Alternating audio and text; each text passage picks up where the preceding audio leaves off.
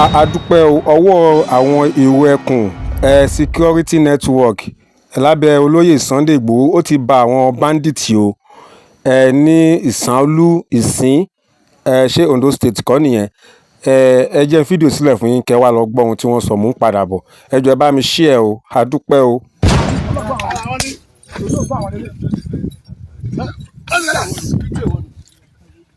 mo ti wo òun náà ni eléyìí coverage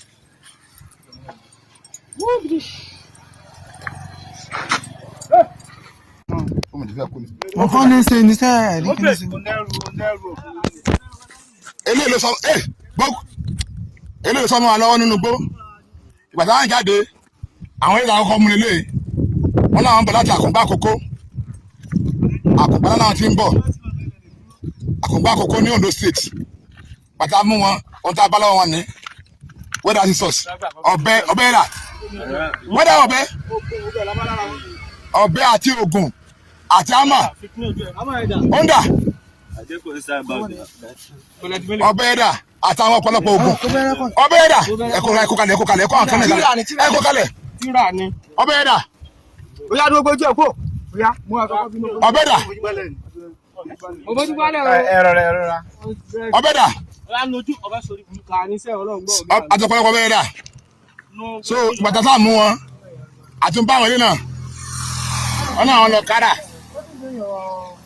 gbogbo wọn pátá bòrò ni wọn jẹkẹ kò bẹ àwọn bòrò ni wọn bòròrò pọnpẹlẹ ni gbogbo wọn báyìí ìrú ẹkùn àwọn ìgbójú sókè eléyìí ló sọnù àrínú gbó nígbàtàdé adé pọ́ọ̀tì yẹ àjẹyà nígbàtàdé pọ́ọ̀tì yẹ eléyìí sọnù àrínú gbó lélẹ́yìí tó sọnù àrínú gbó láti padà express so adúpẹ́ lọ́wọ́ lẹ́rìí Yorùbá adúpẹ́ alálẹ̀ Yorùbá ìpè ọwọ́ wa tẹ̀ wọ́n ọwọ́ ìrù ẹkùn security network lábẹ́ bàbá Gúsì Sunday Igboho òòsà kí bàbá pẹ́ o ọwọ́ wa ti tẹ gbogbo wọn báyìí lójú ọ̀nà àwọn ọmọ ìrù ẹkùn ní orúkọ tèmi ní kọ́mọ̀dáǹtì Adéyìn Máyọ̀wá tí mo jẹ́ kọ́mọ̀dáǹtì lẹ́gbẹ̀rẹ̀ local government tí mo jẹ́ ọmọ bíbí ìsànlú ìsìn àwọn ilé àwọn bandits nílé tọ́wọ́ wa tó wọn.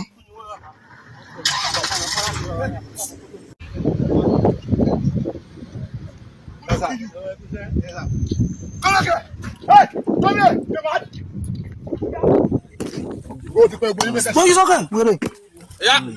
Open that. I said open that cap. Open that cap. Open.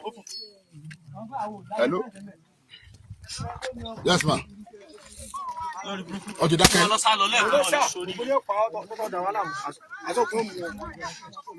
What's it wala? Ẹ dá àwọn ẹ̀jẹ̀ fọkàn balẹ̀. Mo ti wá sọ fún ẹ. Oya, kó bá takò lẹ́sẹ̀. Kó bá takò lẹ́sẹ̀. Ọfi ọsùn. Ìbàdà. Láìdá. Ìbàdà kúnlẹ̀.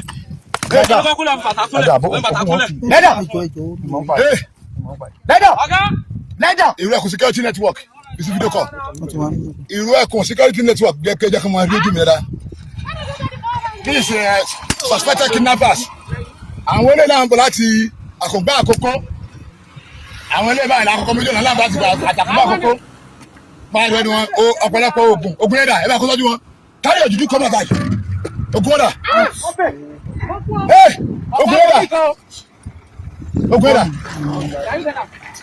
ogun ẹ̀dà.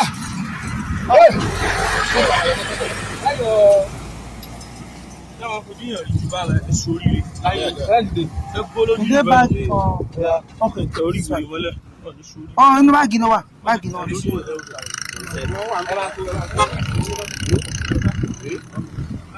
Ọmọdé àjọyà o.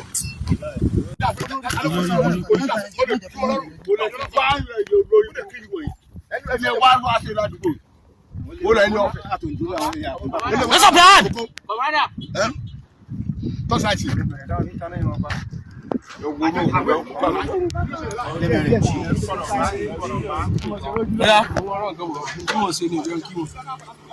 Síbi ọ̀bẹ̀ rẹ o. Ẹ bá kó ogun ẹ síbẹ̀. Ẹ rí gbogbo ogun tó ń dè mọ́ olórí burúkú ogun tó ń lò tán ló mú náà rè o.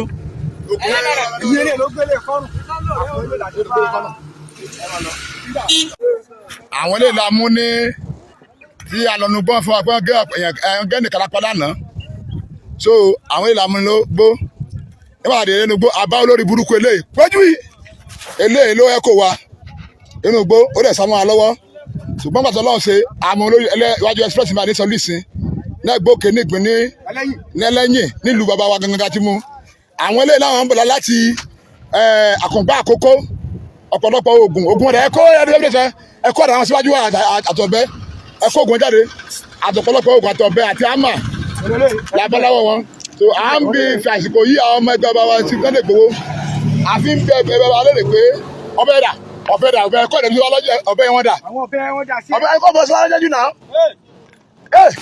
àwọn gbẹ́dà wa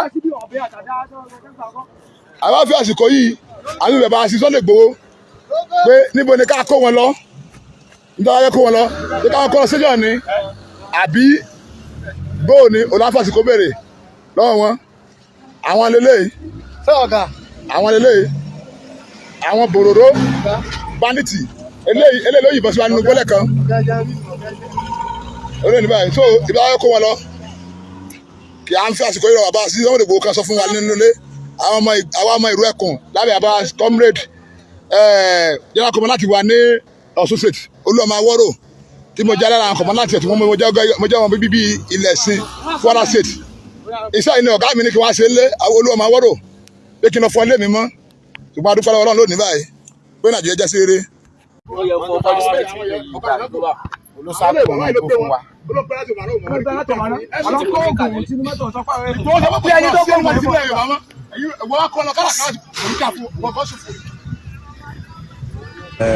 Mo kí ẹ̀yin bàbá mi ẹ̀yin màmá mi èmi ọmọ yín Sunday Igboho mo kí ẹ̀yin brọ́dà mi sísítà mi káàkiri all over the world èyí ní 28/6/2026 ọ̀pọ̀lọpọ̀ rúmọ̀ ti lọ lóríṣiríṣi ọ̀mú fẹ́ sí àsìkò sọ fún ẹ̀yin tẹ́gbẹ́ olólùfẹ́ mi káàkiri pé àlàáfíà ni mo wà àwọn ọmọ tó ṣe léṣe wọn ti wà ókè so ẹ̀yin bàbá níbí náà bá tẹ́lá sọ ẹ̀jọ̀ tí tán lè kan náà ó dìgbà tí gbogbo àwọn kòròrò ajínigbé tó ń dà wọ́n yẹn láàmú lórí ilẹ̀ wa tán bá kúrò tán láàtò sinmi pẹ̀lú wọn ní mo sọ bẹ́ẹ̀ fún ẹsẹ̀ gbogbo ẹ̀. a dúpẹ́ lọ́wọ́ gbogbo ẹ̀yin tá a jọ wo fídíò yìí bó ṣe ń lọ náà la ṣe mú wá fún wa yìí o eléyìí ó ṣẹ̀ṣẹ̀ ń ṣẹlẹ̀ lónìí ló ṣẹlẹ̀ o bẹ́ẹ̀ náà la ní ká mú wá fún wa pé àwọn security irú Ẹkùn wọ́n ń ṣe bẹ́bẹ́ wọ́n ń ṣiṣẹ́ o so fún ẹ̀yin tẹ́ sọ wípé wọ́n hàtì fíìmù ni ṣe rí i pé olóyè Sunday Igboho ẹni tó yẹ kí a máa gbóríyìn fún ni o kò ń ṣe ẹni tó yẹ ká máa bẹnu àtẹ́lù wọ́n ń ṣe bẹ̀bẹ̀ wá bá rí irú wọn káàkiri ní gbogbo ìpínlẹ̀ Yorùbá pátá kò ní sí ìfòyà tàbí ìdágìrì àwọn kinní burúkú wọ̀nyí torí náà gbogbo ẹ̀yin akọni nílẹ̀ Yorùbá Ọlọ́run á wà pẹ̀lú yín o Ọlọ́run á máa fún yín ṣe olóyè Sunday Igboho Ọlọ́run á máa pàlọ́ àti àbọ̀yìnmọ̀ àtẹ̀yìn gbogbo àti ẹ̀yin àti gbogbo àwọn ọmọ tẹ̀ ń kó jáde ìkọ̀kan nínú wọn ò ní sọnù mọ́ yín lọ́wọ́ o ẹ̀yin náà tẹ́ ẹ bá nífẹ̀ẹ́ sí fídíò yìí ẹ jẹ́ ká ṣàdúrà fún wọn ní comment section àti àwọn àkíyèsí tí ẹ bá rí nínú fídíò yìí ẹ ṣe láìpẹ́ a ó tún padà wá ní àlàáfíà.